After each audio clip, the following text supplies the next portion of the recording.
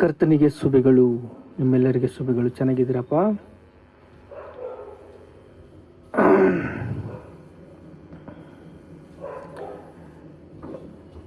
ಕೀರ್ತನೆ ಗ್ರಂಥ 2ನೇ ಅಧ್ಯಾಯ 2ನೇ ವಚನ. ಯೆಹೋವನಿಗೆ ಆತನಿಗೆ ಅಭಿಷೇಕಿಸಿದವನಿಗೆ ವಿರೋಧವಾಗಿ ಭೂಪತಿಗಳಿಗೂ ಸನ್ನಿಧರಾಗಿದ್ದಾರೆ, ಅಧಿಕಾರಿಗಳು ಒಟ್ಟಾಗಿ ಸೇರಿ ಆಲೋಚಿಸುತ್ತಿದ್ದಾರೆ. ಬೇಡಿಗಳನ್ನು ಮುರಿದು ಬಿಸಾಡೋಣ ಎಂದು ಮಾತಾಡಿಕೊಳ್ಳುತ್ತಾರೆ. ಇಲ್ಲಿ ಒಂದು ಮರ್ಮವಿದೆ. ಆದಾಮನಿಂದ ಎಲ್ಲರಿಗೂ ಪಾಪ ಬಂದ್ಬಿಡ್ತು. ಇನ್ನೊಬ್ಬ ಆದಾಮ ಇದ್ದಾನೆ, ಯೇಸು ಕ್ರಿಸ್ತನು. ಯೇಸು ಕ್ರಿಸ್ತನು ಶರೀರವು ತಿಂದು ಯೇಸು ಕ್ರಿಸ್ತನ ರಕ್ತವು ಸೇವಿಸಿ ನಾವು ಜೀವವೃಕ್ಷದ ಫಲವನ್ನು ನಾವು ಅನುಭವಿಸಿದರೆ, ಯೇಸು ಕ್ರಿಸ್ತ ಸಭೆಗೆ ಶಿರಸ್ಸಾಗಿದ್ದಾನೆ. ಯೇಸು ಕ್ರಿಸ್ತನ ಸ್ವರೂಪವನ್ನು ನೀನು ಧರಿಸಿದರೆ, ನೀತಿ ವಸ್ತ್ರವನ್ನು ಧರಿಸಿದರೆ, ಮನುಷ್ಯಕುಮಾರನ ಶರೀರವನ್ನು ತಿಂದು ಆತನ ರಕ್ತವನ್ನು ಸೇವಿಸಿ, ಆತನ ವಾಕ್ಯವನ್ನು ಸೇವಿಸಿ, ನೀತಿ ವಸ್ತ್ರವನ್ನು ಧರಿಸಿ,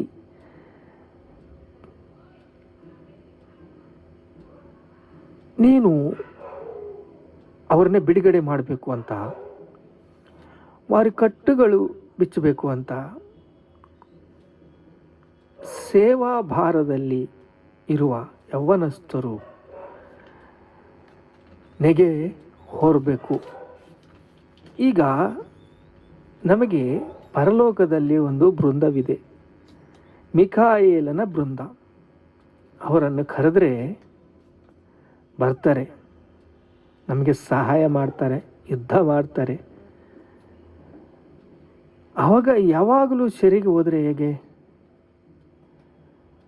ನೋಡ್ರಿ, ಇಲ್ಲೊಂದು ಮಾತಿದೆ, ಅನ್ಯ ಜನಗಳು ದೊಂಬಿ ಮಾಡುವುದು, ಜನಾಂಗಗಳು ವ್ಯರ್ಥ ಕಾರ್ಯಗಳನ್ನು ಯೋಚಿಸುವುದು ಏಕೆ?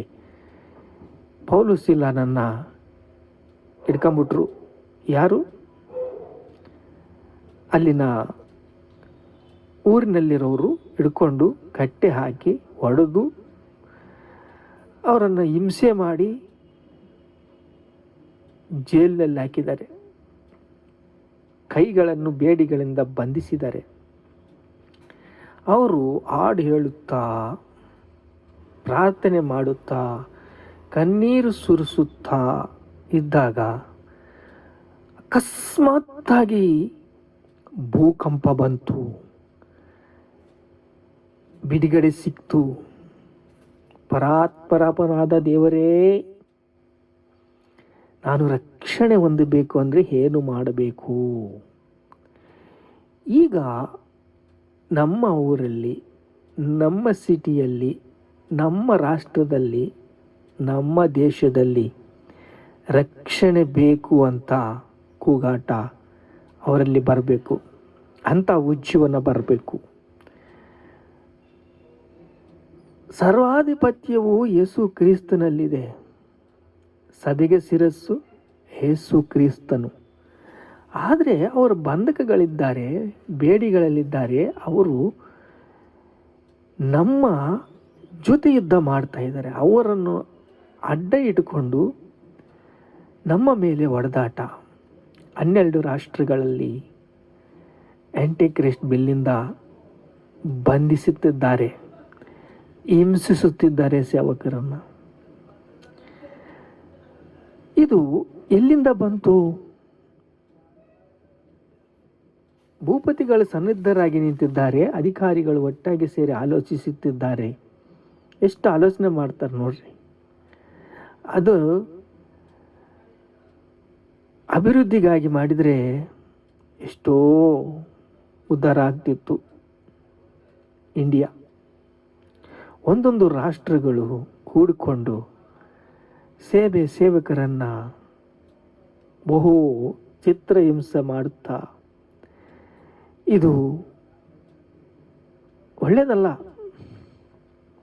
ನೋಡ್ರಿ, ನಮಗೆ ಅವರು ಹಾಕಿದ ಬಂಧನಗಳು ಕೇಳಬೇಕು. ಅಂದರೆ ನೀನು ಭೂಮಿಯೆಂದು ಏನು ಬಿಚ್ಚುತ್ತೀಯೋ ಪರಮದಲ್ಲಿ ಬಿಚ್ಚಲಾಗುತ್ತದೆ, ಭೂಮಿಯೆಂದು ಏನು ಬಂಧಿಸುತ್ತೀಯೋ ಪರದಲ್ಲಿ ಬಂಧಿಸುತ್ತದೆ. ಈಗ ಮಿಕಾಯೇಲನ ಸಭೆ ಸೇನಾಗಳು ನಮಗೆ ಸಹಾಯ ಮಾಡಿ ನಾವು ಪ್ರಾರ್ಥನೆ ಮಾಡಿದರೆ ಅವರಿಗೆ ಬಿಡುಗಡೆ, ಅವರು ಬಂಧನಗಳಿಗೆ ಕಿತ್ತು ಹಾಕಬೇಕು, ಬೇಡಿಗಳು ಮುರಿದು ಹಾಕಬೇಕು, ಅವರಿಗೆ ಬಿಡುಗಡೆ ಬೇಕು. ಅವರಿಗೆ ಬಿಡುಗಡೆ ಆದರೆ ತಾನೇ ಅವರು ಪರಲೋಕಕ್ಕೆ ಹೋಗ್ತಾರೆ. ಪರಲೋಕದಲ್ಲಿ ಏನಿದೆಯಪ್ಪ ಅಂತ ಕೇಳಿದರೆ ಜೀವವೃಕ್ಷವಿದೆ, ಭೂಮಿಯಲ್ಲೇ ಇದೆ, ನಮ್ಮ ಕಣ್ಣು ಮುಂದೆ ಇದೆ. ನಮ್ಮ ಯೇಸು ಕ್ರಿಸ್ತನೇ ಜೀವವೃಕ್ಷವು. ಅದು ಮರ್ಮ, ಜೀವವೃಕ್ಷವು. ಯಾಕೆಂದರೆ ಒಂದು ಹಣ್ಣು ತಿಂದರೆ, ಒಂದು ಹಣ್ಣಿನಿಂದ ಆದಾಮ ಅವ್ವನಿಂದ ಎಲ್ಲರಿಗೆ ಪಾಪ ಬಂದ್ಬಿಡ್ತು. ಅಲ್ಲಿ ಒಂದು ಮರ್ಮವಿದೆ, ಅದು ಜೀವವೃಕ್ಷವು. ಅಲ್ಲಿ ಒಂದು 2 ಖಡ್ಗಗಳಿಟ್ಟು ಅದನ್ನು ಮರೆ ಮಾಡಿದ್ದಾರೆ ದೇವರು. ಯಾವಾಗ ಕರ್ಕೊಂಬರ್ಬೇಕು? 2000 ವರ್ಷಗಳ ಹಿಂದೆ ಪ್ರವಾದಿಗಳ ಮಾತಿನಿಂದ ಯೇಸು ಕ್ರಿಸ್ತನಿಂದ ಭೂಮಿಗೆ ಬಂದು ಮನುಷ್ಯ ಕುಮಾರನಾಗಿ ಬಂದು ಶಿಲುಬೆ ಹತ್ತಿ ರಕ್ತ ಸುರಿಸಿ ಅಲ್ಲೊಂದು ಪ್ಲಾಟ್ಫಾರಮ್ ಏರ್ಪಾಟ್ ಮಾಡಿದ್ದಾನೆ ನೋಡ್ರಿ. ಅದು ಯಾರಿಗೆ ಅಂದರೆ ದಾವೀದನ ಪ್ಲಾಟ್ಫಾರ್ಮ್. ಏನಂದರೆ 40 ದಿವಸಗಳು ಗೊಲ್ಯೋತನ ಕೂಟ ಯುದ್ಧ ಮಾಡ್ತಾ ಇದ್ದಾರೆ ಸೌಲು ರಾಜ್ಯದಿಂದ. ಇದು ಪ್ಲಾಟ್ಫಾರಮ್. ಒಂದು ಕಲ್ಲನ್ನು ಎಸೆದು ರಾಜ್ಯತ್ವವನ್ನು ಸೌಲನಿಗೆ ಅಪ್ಪಗಿಸಿದ್ದಾನೆ. ಸೌಲನಿಗೆ 10,000, ದಾವೀದನಿಗೆ 10,000 ಸ್ತುತಿಗಳಂತಂದು ಹಾಡು ಹೇಳಿದ್ದಾರೆ. ಆ ಹಾಡು ಹೇಳಿದ ಹಾಗೆ ಈಗ ಯೇಸು ಕ್ರಿಸ್ತನ ಪ್ಲಾಟ್ಫಾರಮ್ ಏನಂದರೆ, ಯೇಸು ಕ್ರಿಸ್ತನ ಪ್ಲಾಟ್ಫಾರಮು ಶಿಲುಬೆ. ಮರಣ ದಾಸ್ಯದಿಂದ ಎಂದಿಗೂ ಬಿಡಿಸದ ಯೇಸು ಶಿಲುಬೆ ಮೇಲೆ ಸೈತಾನನ ತಲೆ ಜಜ್ಜಿ ಹಾಕಿದ್ದಾನೆ. ಜಯ ಹೊಂದುವವನು ಯುದ್ಧ ಮಾಡುತ್ತಾ ಇದ್ದಾನೆ. ನಂಬಿದವರಿಗೆ ಬಿಡುಗಡೆ. ನಂಬಿಕೆ ಇದೆನಾ? ನಿನಗೆ ಬಿಡುಗಡೆ. ಎಜ್ರಾ ಸ್ವಲ್ಪ ಜನಾಂಗವನ್ನು ಬಿಡಿಸಿದ್ದಾನೆ. ಕಣ್ಣೀರು ಸುರಿಸುತ್ತಾ ಪ್ರಾರ್ಥನೆ ಮಾಡಿ ಬಿಡುಗಡೆ ಮಾಡಿದ್ದಾನೆ. ನೆಹಮ್ಯ ಸ್ವಲ್ಪ ಜನವನ್ನು ಬಿಡುಗಡೆ ಮಾಡಿದ್ದಾನೆ. ದಾವೀದನು ಅನೇಕ ಜನರನ್ನು ಬಿಡುಗಡೆ ಮಾಡಿದ್ದಾನೆ.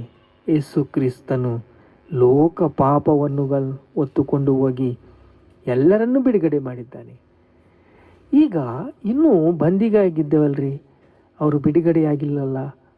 ಸಭೆಗೆ ಶಿರಸ್ಸು ಯೇಸು ಕ್ರಿಸ್ತನಲ್ಲ. ಯೇಸು ಕ್ರಿಸ್ತ ಶರೀರವನ್ನು ತಿಂದು ಯೇಸು ಕ್ರಿಸ್ತ ರಕ್ತವನ್ನು ಕುಡಿದ್ರೆ ನಮಗೆ ಬಿಡುಗಡೆ ಬರುತ್ತೆ ಅಲ್ಲ?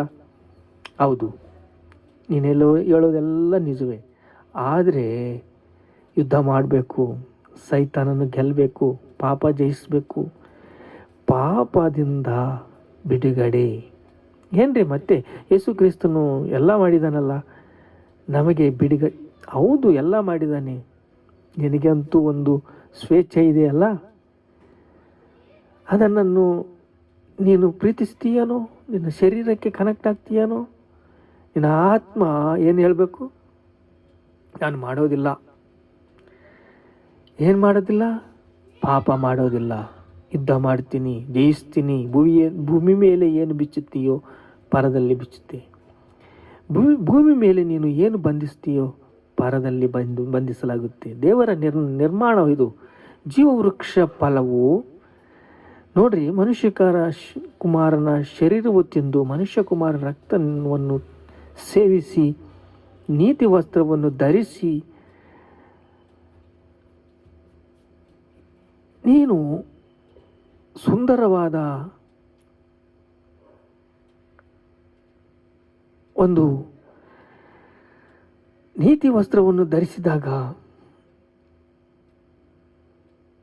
ನಿನ್ನ ಸ್ವರೂಪವು ಕ್ರಿಸ್ತನ ಮದುವೆ ಆಗಬೇಕು. ಕ್ರಿಸ್ತನನ್ನು ನೀವು ಸೇವಿಸಬೇಕು.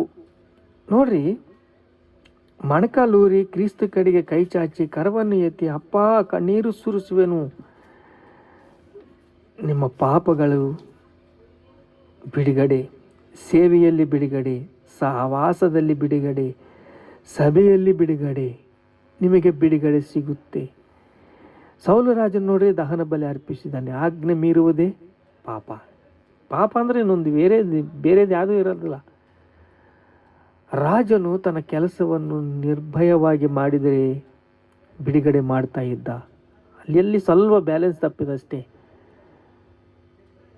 ಸ್ವಲ್ಪ ಬ್ಯಾಲೆನ್ಸ್ ತಪ್ಪಿಲ್ಲ, ದಿನವೂ ತಪ್ಪುತ್ತಾ ಇದ್ದಾನೆ.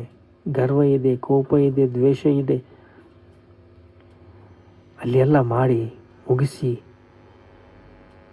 ಪಶ್ಚಾತ್ತಾಪಡ್ರೆ ಯೇಸು ಕ್ರಿಸ್ತನು ದಾವೀದನಿಗೆ ಬಿಡುಗಡೆಯಾಯಿತು, ಸೌಲನಿಗೆ ಬಿಡುಗಡೆ ಆಗಲಿಲ್ಲ. ಸೌಲ ರಾಜ್ಯವನ್ನು ಕಿತ್ಕೊಂಡು ದಾವೀದನ ರಾಜ್ಯಕ್ಕೆ ಕೊಟ್ಟ. ಯೇಸು ಕ್ರಿಸ್ತನಿಂದ ನಮಗೆ ಬಿಡುಗಡೆವಾಯಿತು. ಈಗ ನಾವು ಜಯಿಸಿದರೆ ಬಿಡುಗಡೆ ಸಿಗುತ್ತೆ. ಜಯಿಸಬೇಕು ಅಂದರೆ ನಾವು ಪ್ರಾರ್ಥನೆ ಮಾಡಬೇಕು, ಪಾಪವನ್ನು ಜಯಿಸಬೇಕು, ಪಾಪವನ್ನು ಅಸಹಿಸ್ಕೋಬೇಕು. ನೀನು ಜಯಿಸಿದರೆ ನಿನಗೆ ಜೀವ ವೃಕ್ಷವು ಸಿಗುತ್ತೆ. ಆ ಜೀವ ವೃಕ್ಷವು ಯೇಸು ಕ್ರಿಸ್ತನೇ. ಯೇಸು ಕ್ರಿಸ್ತನೇ ನಮಗೆ ನಿತ್ಯ ಜೀವವು. ಪ್ರಾರ್ಥನೆ ಮಾಡ್ಕೊಂಡು, ತಂದೆ ನಿಮಗೆ ಸ್ತೋತ್ರ ಸ್ತೋತ್ರ ಸ್ತೋತ್ರ.